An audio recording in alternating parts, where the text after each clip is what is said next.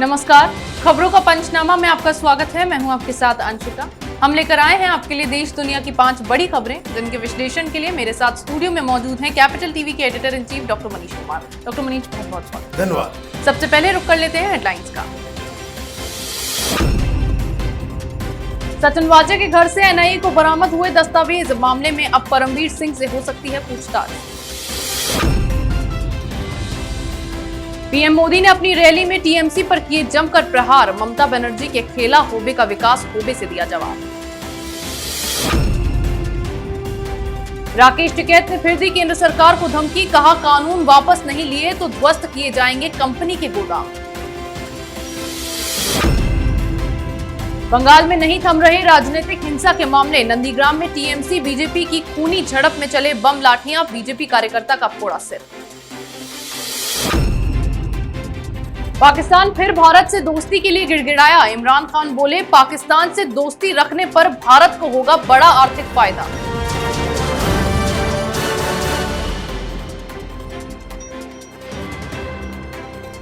नजर डालते हैं पहली खबर पर। एंटीलिया केस में एनआईए की जांच अब और तेज हो गई है। कल एनआईए सचिन वाजे को लेकर थाने पहुंची। यहां एजेंसी ने क्राइम सीन को रिक्रिएट किया, साथ ही वाजे के घर की तलाशी ली गई है। वाजे के घर की जांच के दौरान टीम को कई कागजात मिले हैं। इस दौरान एजेंसी ने सोसाइटी के लोगों से भी पूछताछ की है। ऐसे में अब मुंबई पुलिस के कई अधिकारियों से भी मामले को लेकर पूछताछ हो सकती है, जिसमें परमवीर सिंह पर फिर से गाज गिरती नजर आ रही है। डॉक्टर मनीष, जिस तरीके से सचिन वाजे के घर से अब दस्तावेज बरामद हुए हैं और क्राइम ये इस सीन को पूरा रिक्रिएट किया गया, तो क्या परमवीर सिंह से भी पूछताछ हो सकती है? देखिए, परमवीर सिंह अब इसमें पूरी तरह से फंसते हुए नजर आ रहे हैं। इस वक्त की जो आज की सबसे बड़ी खबर ये है कि अब तक हम लोग 2 गाड़ियों के बारे में बातचीत कर रहे थे कि 2 गाड़ियों का इस्तेमाल हुआ।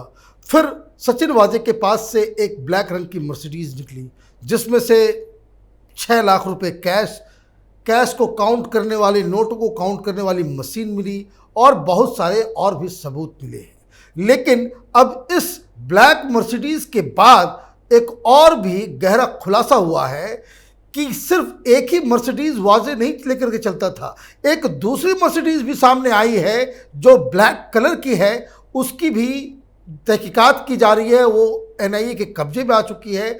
और एक और 5वीं गाड़ी है, वो लैंड क्रूजर है। इन सब गाड़ियों का इस्तेमाल एक अदना सा असिस्टेंट पुलिस इंस्पेक्टर कर रहा था और सारे लोग तमाशा देख रहे थे।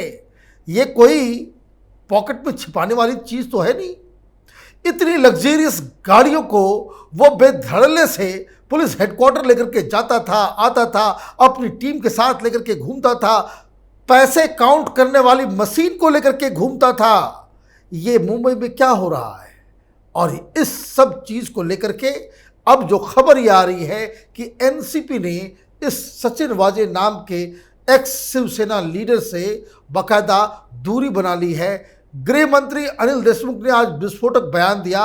उन्होंने आज ये बयान दिया है कि जो परमवीर सिंह को हटाया गया है वो कोई नॉर्मल ट्रांसफ़र या पोस्टिंग नहीं है, बल्कि उसकी वजह से मुंबई पुलिस की साख खराब हुई है, इसलिए उन पर एक्शन लिया गया है।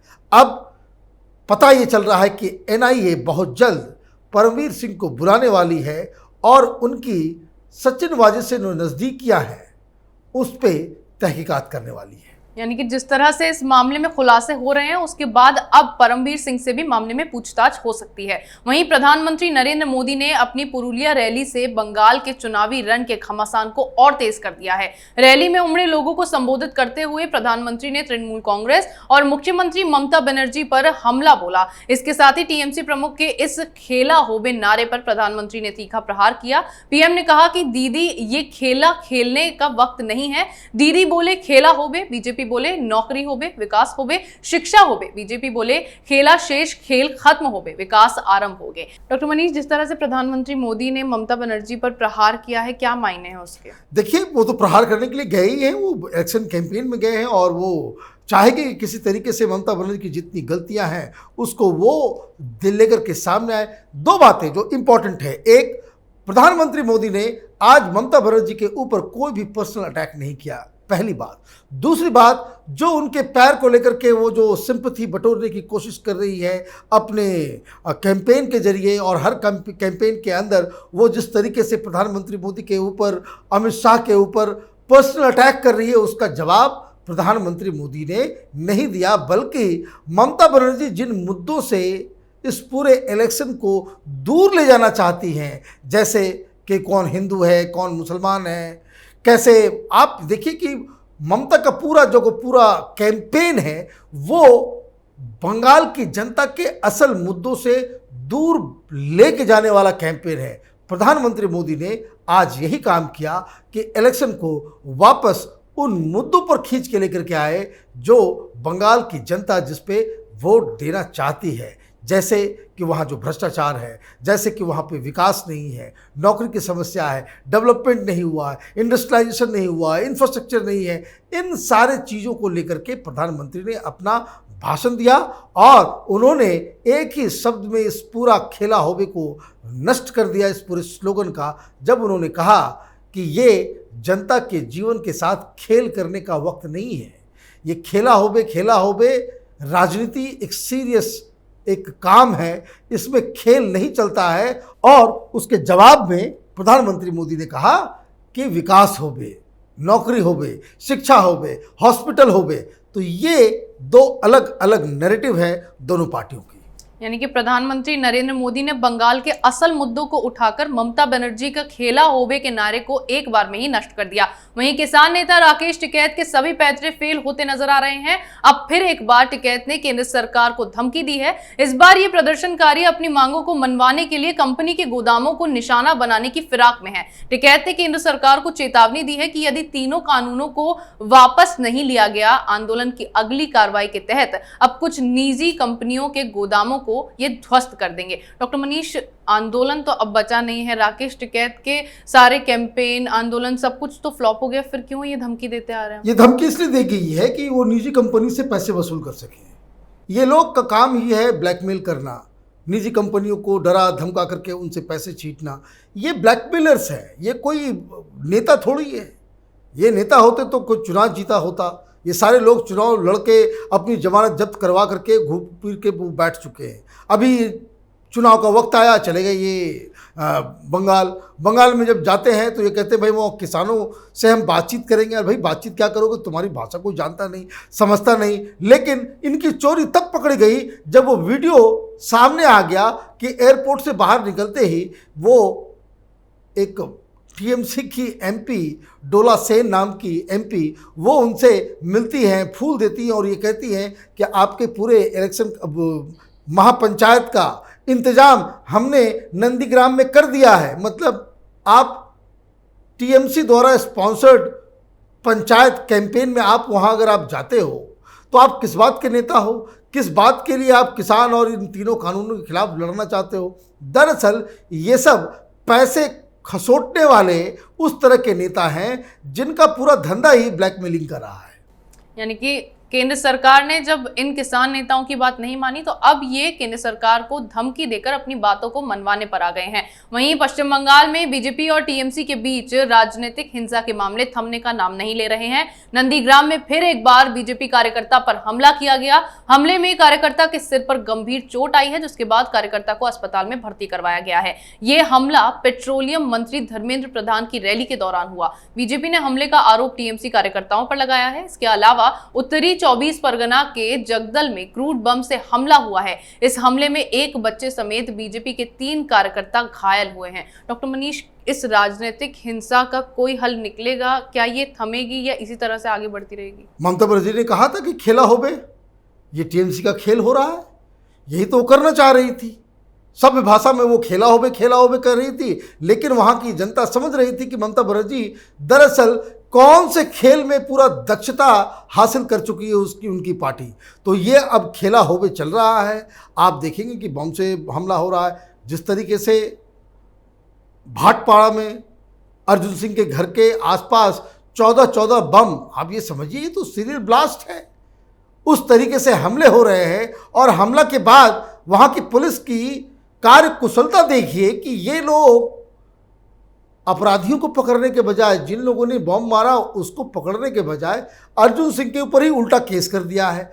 तो ये अंधेर नगरी बंगाल उसमें तब्दील हो चुकी है। ममता बनर्जी से कुछ एक्सपेक्ट करना, कोई भी अच्छी चीज़ एक्सपेक्ट करना, स्वच्छ राजनीति एक्सपेक्ट करना, उनसे शांति एक्सपेक्ट करना, ये वहाँ की जनता की ही बेवकूफ़ी है। यानी कि जिस तरह से पश्चिम बंगाल में राजनीतिक हिंसा के मामले सामने आ रहे हैं और सरकार ने इस पर चुप्पी साधी हुई है, उसके बाद सरकार और पुलिस प्रशासन दोनों की नाकामी सामने आती नजर आ रही है। वहीं पाकिस्तान के प्रधानमंत्री इमरान खान भारत से दोस्ती के लिए फिर एक बार गिड़गिड़ाते नजर आ रहे हैं। इस बार इमरान खान का कहना है कि उनके मुल्क के साथ शांति रखने पर भारत को आर्थिक लाभ मिलेगा। इससे भारत को पाकिस्तानी भूभाग के रास्ते संसाधन बाहुल मध्य एशिया में सीधे पहुंचने में मदद मिलेगी। आपको बता दूं कि इमरान खान ने जिन संसाधन बाहुल देशों की बात की है उसमें कजाकिस्तान, किर्गिस्तान, ताजिकिस्तान, तुर्कमेनिस्तान और उज्बेकिस्तान शामिल हैं। डॉक्टर मनीष, अब क्यों इमरान खान ने दोस्ती का हाथ बढ़ाया भारत की ओर? देखिए, इमरान खान अब चारों तरफ से वो घिर चुके हैं। उनको लग रहा है कि हिंदुस्तान से दुश्मनी करके, और ख़ास करके जो उन्होंने मोदी के खिलाफ पूरा कैंपेन किया, और अब जब वहाँ पे वो चारों तरफ से घिर गए हैं, उनके पास कोई सल्यूशन नज़र नहीं आ रहा। मोदी से दुश्मनी करने का सबसे बड़ा खामियाजा इमरान खान को इस हिसाब से भुगतना पड़ा है कि जिन लोगों के द्वारा ये पाकिस्तान चलाया जा रहा था, जो वेस्ट एशियन कंट्रीज़ थी, जैसे यूएई हो गया, जैसे सऊदी अरबिया हो गया, बहुत सारे कंट्रीज़ जिनके साथ से वो वहाँ से भीख उठाया करते थे, इन लोगों ने पैसे देने बंद कर दिए हैं। और इसके पीछे प्रधानमंत्री मोदी का जो सक्सेसफुल फॉरेन पॉलिसी है, जिस तरीके से हम लोग इंगेज कर रहे हैं उन देशों के साथ, उसका ये साफ साफ इम्पैक्ट पाकिस्तान के ऊपर नज़र आ रहा है। पाकिस्तान की इकोनॉमिक स्थिति बहुत ही ख़राब है, और इस स्थिति में पाकिस्तान आ गया है कि पाकिस्तान बिल्कुल ही डेट ट्रैप में फंस चुका है। अब दोस्ती करने के लिए कोई बहाना चाहिए, किस तरह से शांति प्रस्ताव भेजा जाए। तो ये लालच देने की जो प्रक्रिया इमरान खान ने अपनाई है कि सेंट्रल एशियन कंट्रीज़ में हम अगर एक्सेस चाहते हैं तो पाकिस्तान से जो दोस्ती है वो भारत को लिए बहुत ही फ़ायदेमंद होगा। तो उनको ये भी मालूम होना चाहिए कि हम लोगों ने पाकिस्तान को माइनस करके हम लोगों ने ईरान के अंदर चाबहार पोर्ट से के जरिए अफ़गानिस्तान होते हुए ताजिकिस्तान, उज्बेकिस्तान, कजाकिस्तान, किर्गिस्तान और तुर्कमेनिस्तान के लिए हम लोग ऑलरेडी उस प्लान पे काम कर रहे हैं। पोर्ट बन के तैयार है, सड़कें भी बन गई हैं, कुछ और भी कुछ छोटे मोटे इश्यूज़ बचे हुए हैं, वो अगर ख़त्म हो जाते हैं तो हमें पाकिस्तान के लिए कोई ज़रूरत नहीं पड़ेगी कि हमको पाकिस्तान से दोस्ती करना ज़रूरी है ताकि हम सेंट्रल एशिया के मार्केट तक जो पहुंच सके। खैर, ये जियोपॉलिटिक्स का मसला अलग है, लेकिन पाकिस्तान का मुख्य प्रधानमंत्री अगर भारत से दोस्ती करने के लिए वो इस तरह के बयान भी देता है, तो ये आप समझिए कि वहाँ के लिए एक सुसाइड जैसा मसला है। और अगर कोई प्रधानमंत्री भारत की ओर दोस्ती का हाथ बढ़ा रहा है तो यकीन मानिए उसकी स्थिति इतनी ख़राब हो चुकी है कि उनके पास और कोई दूसरा रास्ता नहीं बच रहा। इसलिए इमरान खान इस तरह की बातें कर रहे हैं। यानी कि भारत से संबंध खराब होने का क्या नतीजा होगा अभी इमरान खान को भी समझ में आने लगा है। देश दुनिया की तमाम बड़ी खबरों पर हमारे साथ आपके विश्लेषण के लिए बहुत बहुत धन्यवाद। खबरों का पंचनामा में आज इतना ही। अगर आपको हमारा ये वीडियो पसंद आया हो तो इसे लाइक करें, शेयर करें, कमेंट करें, साथ ही हमारे चैनल को सब्सक्राइब करें। और अगर आप तक हमारे खबरों के नोटिफिकेशंस ना पहुंच पाते हो तो अब आप कैपिटल टीवी के ऐप को भी डाउनलोड कर सकते हैं।